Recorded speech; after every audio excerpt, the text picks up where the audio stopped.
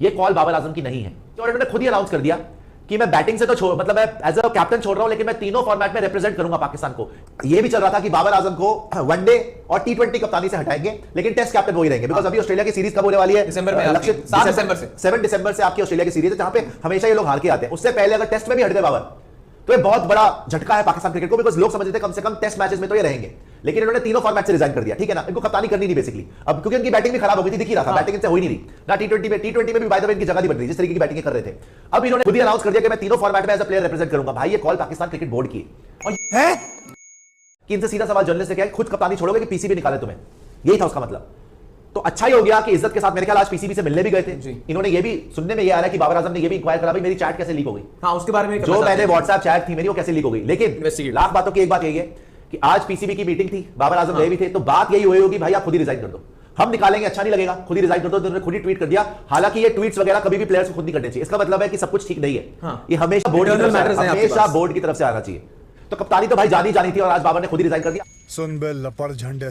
तो यहां पर बाबर आजम से बोला गया कि आप टेस्ट कैप्टनसी कंटिन्यू कर लो।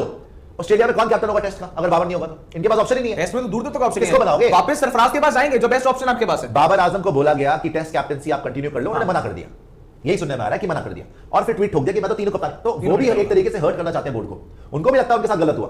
भाई जो भी हुआ, हमें रिजल्ट देखो, रिजल्ट आते हैं तो आप कंटिन्यू कर सकते हो, रिजल्ट नहीं आते तो भाई बड़े से बड़ा प्लेयर बाहर हो जाता है।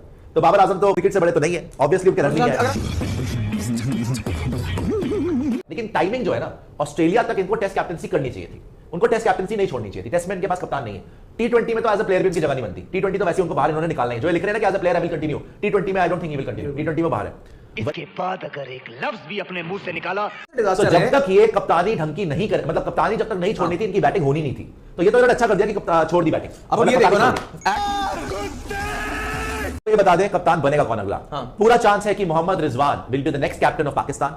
शाहिनशाह अफरीदी की फिटनेस सब्जेक्ट है, तो नहीं हो पाएगा शाहिनशाह अफरीदी मेरे ख्याल। मोहम्मद रिजवान चाह भी रहे थे, और मोस्ट प्रोबेबली अब मोहम्मद रिजवान आपको दिखेंगे कि व्हाइट बॉल फॉर्मेट में मोहम्मद रिजवान ही कप्तान होंगे। अगर वो किसी नए प्लेयर के साथ रिस्क ले लें या बिल्कुल ही फ्लैम्बॉयंट मूव कर दें, ईशान मसूद या किसी को बना दिया तो आउट ऑफ द बॉक्स कर दें, तो मैं हैरान होगा। लेकिन अभी तो ये चल रहा है कि most probably Mohammad Rizwan will be the captain of Pakistan.